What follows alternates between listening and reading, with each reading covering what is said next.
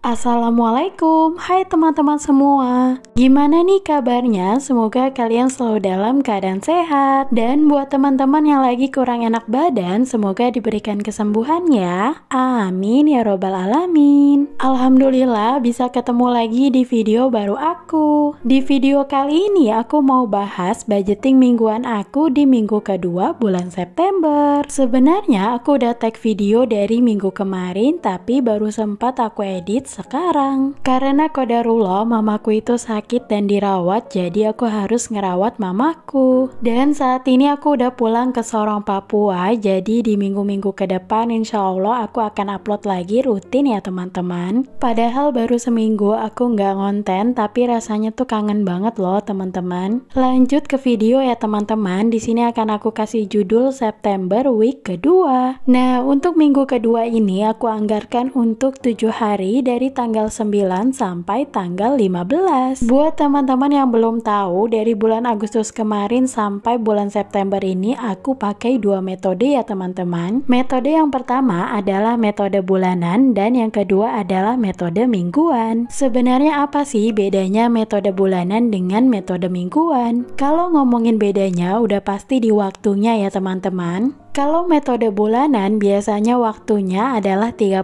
atau 31 hari. Sedangkan untuk metode mingguan kalian bisa sesuaikan aja waktunya bisa 7 atau 8 hari. Dan alasan kenapa aku menggunakan dua metode setelah metode bulanan aku pakai metode mingguan. Karena ini berdasarkan pengalaman aku ya teman-teman di bulan Agustus kemarin. Sebenarnya berdasarkan pengalaman aku tuh cocok-cocok aja pakai metode bulanan. Nah, tapi aku mau coba pakai metode mingguan juga supaya aku tahu apa sih perbedaannya. Dan ternyata menurut aku metode mingguan ini bisa ngebantu kita mengepres pengeluaran setiap minggunya. Jadi nggak akan ada istilah boros di awal dan boncos di akhir bulan. Karena dari budget bulanan setiap posnya kita udah ngebagi ke 4 minggu dan kita bisa rencanakan atau perkirakan di minggu ini apakah ada banyak pengeluaran atau enggak. Contohnya kalau di minggu ini kita mau jalan-jalan, udah pasti kita harus punya dana tak terduga lebih supaya nanti bisa mengcover jalan-jalan tersebut. Atau kalau bahan pokok di rumah habis seperti minyak, beras, kita bisa budgetkan lebih untuk pos belanja bulanan. Jadi memang kita harus fleksibel dan pintar-pintar mengaturnya. Oh iya teman-teman, nanti di akhir video aku juga mau sharing cara agar kita terhindar dari hutang. Ini berdasarkan pengalaman aku ya teman-teman, jadi ikutin terus videonya sampai akhir. Yuk lanjut ke video. Seperti biasa di sini aku buat 4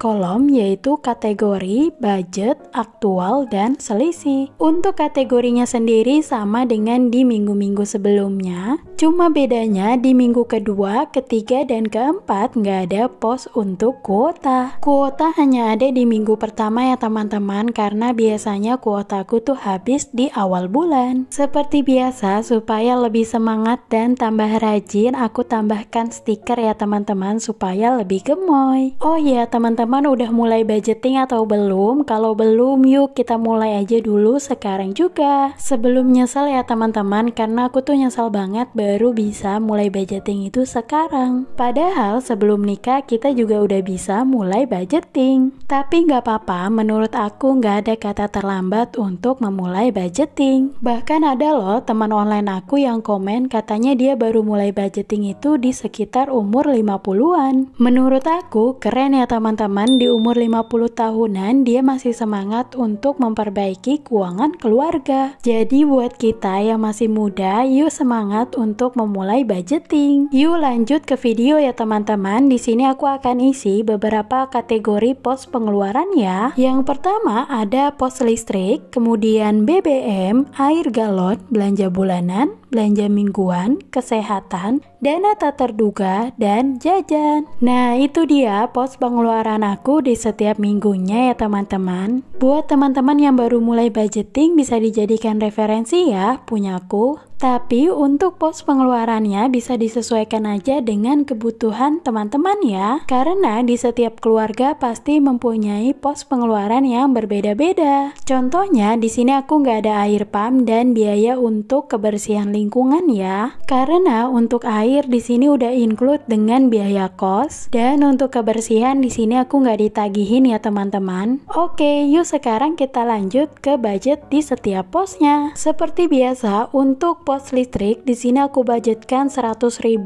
untuk BBM di sini aku budgetkan 25.000, air galon 15.000, belanja bulanan 50.000, belanja mingguan 100.000, kesehatan aku budgetkan 50.000 di sini untuk jaga-jaga aja ya teman-teman. Untuk dana tak terduga 50.000 dan jajan 50.000. Khusus untuk pos kesehatan dan dana tak terduga biasanya aku budgetkan 50.000 ya teman-teman, karena aku pikirnya untuk jaga-jaga, toh kalau memang nggak terpakai pasti akan ada sisa. Untuk di minggu kedua ini pengeluarannya nggak terlalu banyak karena aku masih mudik. Yuk kita lanjut jumlahkan untuk pengeluaran atau budget di minggu kedua bulan September. Nah ini dia untuk budget di minggu kedua yaitu 440.000. Alhamdulillah ya teman-teman, untuk budgeting di minggu kedua bulan September udah selesai. Setelah ini kita akan lanjut ke stuffing. Sebelum kita lanjut ke stuffing, buat teman-teman yang mau screenshot boleh ya, supaya bisa jadi referensi buat teman-teman semua yang mau mulai budgeting. Sambil aku ke stuffing, di sini aku mau sharing ya teman-teman cara aku supaya terhindar dari hutang. Menurut aku hutang ini bisa loh kita hindari, karena aku pribadi itu anti banget sama hutang ya teman-teman. Mudah-mudahan Allah selalu lancarkan rezeki kita semua supaya kita bisa terhindar dari yang namanya hutang. Karena aku pribadi kalau punya hutang rasanya nggak tenang banget ya teman-teman. Jadi makanya aku sebisa mungkin menghindari hutang. Yuk langsung aja ke cara yang pertama. Teman-teman harus membuat anggaran atau budgeting seperti yang biasa aku lakukan. Kalian bisa tentukan budget ke setiap pos pengeluaran, kemudian catat semua pemasukan, begitupun dengan pengeluarannya. Dengan begitu kita bisa tahu kemana aja uang kita pergi, dan kita jadi lebih mudah mengatur pengeluaran. Dari budgeting ini teman-teman jadi bisa meminimalisir berhutang pada saat di akhir bulan karena gajinya sudah habis. Nah, kalau kalian mau merasakan manfaatnya secara langsung, yuk mulai aja dulu sekarang.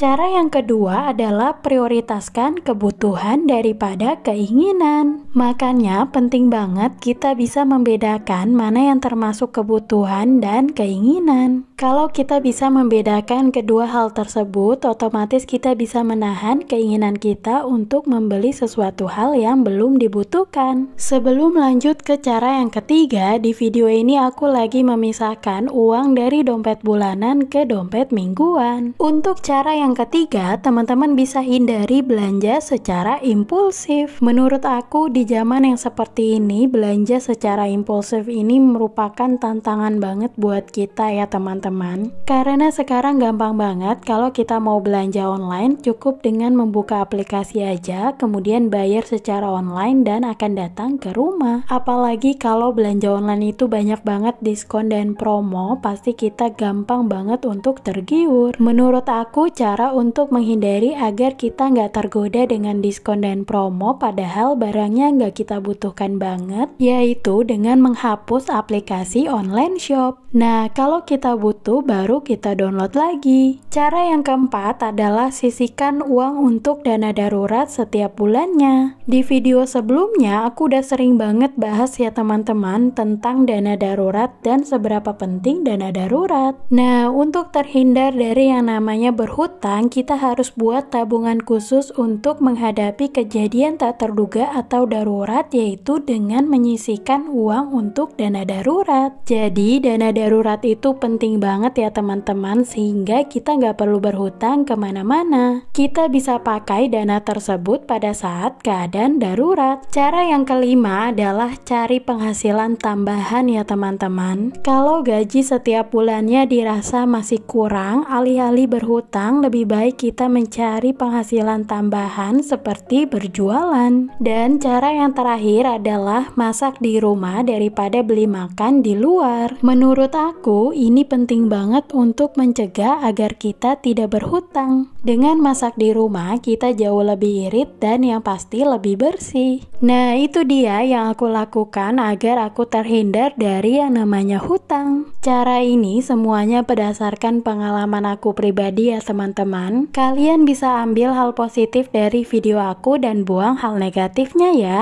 Di sini aku nggak ada niatan untuk ria ataupun menggurui, karena aku masih belajar juga ya teman-teman. Jadi di channel YouTube ini kita bisa sama-sama belajar. Alhamdulillah ya teman-teman, untuk budgeting dan cash stuffingnya udah selesai. Gak kerasa ya teman-teman, udah di penghujung video. Buat teman-teman yang mau beli perlengkapan budgeting kayak aku, kalian bisa klik link pembeliannya di deskripsi box ya. Kalau kalian suka dengan video aku, jangan lupa like, komen, dan share ya. Dukung channel aku dengan cara subscribe dan nyalakan loncengnya, supaya kalian gak ketinggalan video terbaru dari aku. Sampai ketemu di video aku selanjutnya. Wassalamualaikum warahmatullahi wabarakatuh. Sehat-sehat selalu ya. Bye-bye.